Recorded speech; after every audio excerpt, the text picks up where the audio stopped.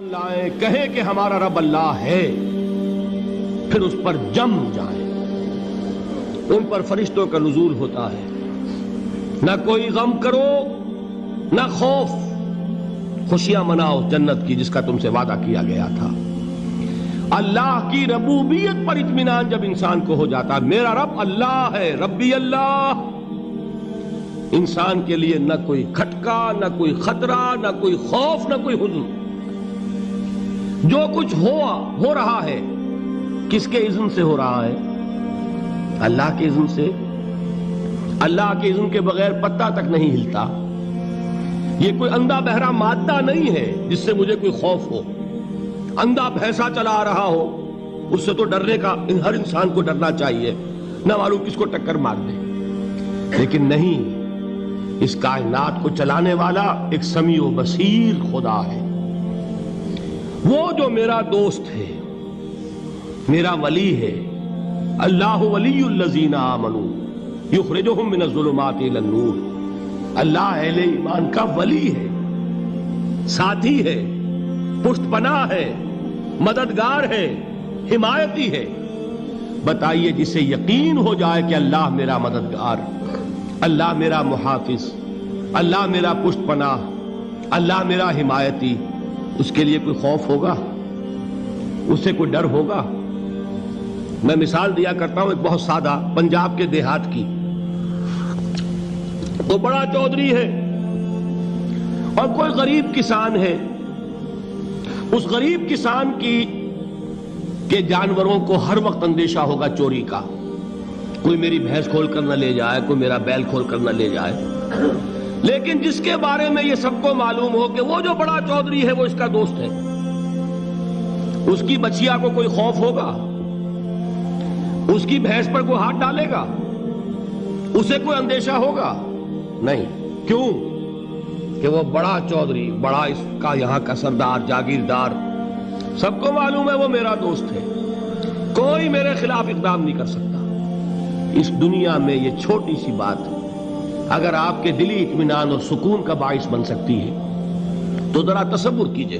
میں لفظ تصور استعمال کروں گا صرف اس لیے کہ اس کا ہم جس کو کہتے ہیں ادراک اور شعور کر نہیں سکتے، اگر کے ساتھ کر سکتے۔ اگر یقین ہو کہ اللہ میرا مددگار اور یقین ہو کہ اللہ ہر آن میرے ساتھ ہے، پھر کوئی خوف؟ کس کا خوف؟ کوئی شے اللہ سے بالاتر ہے؟ کوئی قوت اس سے زیادہ طاقتور ہے؟ کوئی اس کے ارادے کو بدلنے والا ہے؟ کوئی اس کی مشیت کے آڑے آنے والا ہے؟ یہی بات ہے جو حضور نے فرمائی۔ یہ ایمان کا حاصل ہے لب لباب،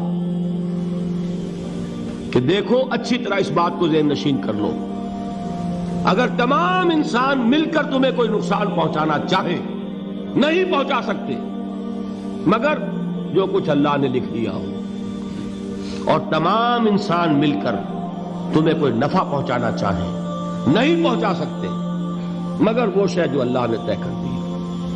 آپ پھر میں کہوں گا ذرا طاری کیجئے، اسے فرض کیجئے، اسے سوچئے۔ اگر اس حدیث پر ہمارا دل ٹھکا ہوا ہو تو کسی سے ڈر ہوگا؟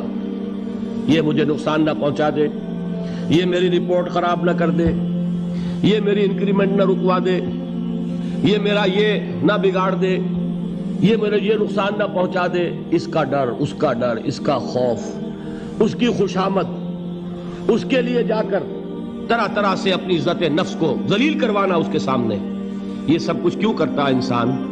جب سمجھتا ہے کہ اس کے ہاتھ میں میرا کوئی نفع ہے، اس کے ہاتھ میں میرے لیے کوئی ضرر ہے، یہ مجھے کوئی غضب پہنچا سکتا ہے، یہ مجھے کوئی نقصان پہنچا سکتا ہے، یہ میرا کوئی کام بنا سکتا ہے، یہ میری کوئی ضرورت پوری کر سکتا ہے، اسی کا نام شرک ہے۔ جہاں آپ نے یہ سمجھا کہ غیر اللہ کے اندر کوئی طاقت موجود ہے وہی شرک ہے۔ بتوں سے تجھ کو امیدیں، خدا سے نومیدی، مجھے بتا تو صحیح اور کافری کیا ہے؟ شرک تو یہ ہے جس پر بھی تمہیں یہ خیال ہے، کلمہ ہے یہ کلمہ سوم، لا حول ولا قوت الا باللہ۔ ذرا اس پر دل کو کبھی اگر آپ تصور کریں، پھر فرض کریں، دل ٹھک جائے اس پر، کوئی طاقت نہیں۔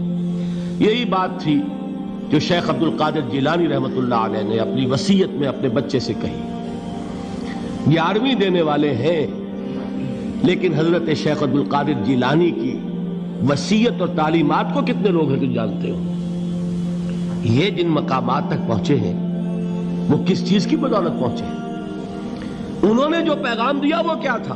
اے میرے بچے، جس طریقے سے قرآن مجید میں حضرت لقمان کی نصیحتیں جو ہے نقل کر دی گئی ہیں، میں یہ عرض کروں گا بالفرض اگر قرآن حضرت عبد القادر جیلانی کے بعد نازل ہوا ہوتا تو شیخ عبد القادر کی یہ نصیحتیں بھی قرآن میں درج ہوتی. اتنی اونچی نصیحتیں ہیں. اے میرے بچے، اس حقیقت کو ذہن نشین کر لے، لا فاعل فی الحقیقت ولا مؤثر الا اللہ. اس کائنات میں نہ کوئی فاعل حقیقی ہے نہ مؤثر حقیقی ہے سوائے اللہ کے. کسی شے میں کوئی تاثیر نہیں اگر اللہ نہ چاہے. آگ جلا نہیں سکتی اگر اللہ نہ چاہے. پانی ڈبو نہیں سکتا اگر اللہ نہ چاہے. زہر ہلاک نہیں کر سکتا اگر اللہ نہ چاہے. کوئی چیز فائدہ نہیں پہنچا سکتی اگر اللہ نہ چاہے. تو در در پہ کیوں سر جھکاتے ہو؟ در در پر کیوں جبیں سائی کرتے ہو؟ سب کے سامنے کیوں ہاتھ پھیلاتے ہو؟ ایک اللہ سے مانگو. ایک اللہ کے سامنے زمین پر اپنی جبین رکھو. لا فاعل فی الحقیقت ولا مؤثر الا اللہ. نظر آتا ہے ہمیں کہ پانی پیاس بجھا دیتا ہے. پیاس بجھانے کی صلاحیت پانی میں نہیں ہے، اللہ کے اذن سے. کھانا بھوک مٹا دیتا ہے، بھوک مٹانے کی صلاحیت کھانے میں نہیں ہے، اذن رب میں. دیکھیے یہی یقین تھا. حضرت موسیٰ علیہ السلام کا واقعہ یاد کیجئے. سامنے سمندر آ گیا ہے، قوم دیکھتی ہے پیچھے کہ گرد و غبار کا طوفان ہے. معلوم ہوا کہ فرعون اپنے لشکر سمیت آ گیا ہے. لشکر جب چلتا تھا تیز رفتاری کے ساتھ تو گرد و غبار کا جو طوفان اٹھتا تھا اس کا تصور کیجئے. اور لمحہ بلمحہ وہ قریب آ رہا ہے. پوری قوم نے کیا کہا؟ اے موسیٰ انا لمدرکون، اے موسیٰ ہم کو پکڑے گئے. قرآن مجید نے تو یہاں وہ باتیں نہیں لکھی ہے، لیکن تورات میں یہ درج ہے کہ بنی اسرائیل جھگڑنے لگے، دست و گریبان ہو گئے موسیٰ کے ساتھ. موسیٰ ہمیں یہاں مروایا لا کر، اس سے تو ہم ہی بہتر تھے. وہاں کھانے کو ملتا تھا، زندگی تو تھی، بیگار ہم کر رہے تھے، موت تو نہیں تھی. اب جو کچھ ہوگا اس کا تصور کرو، جس طریقے سے ہمارے ٹکڑے اڑائے جائیں گے.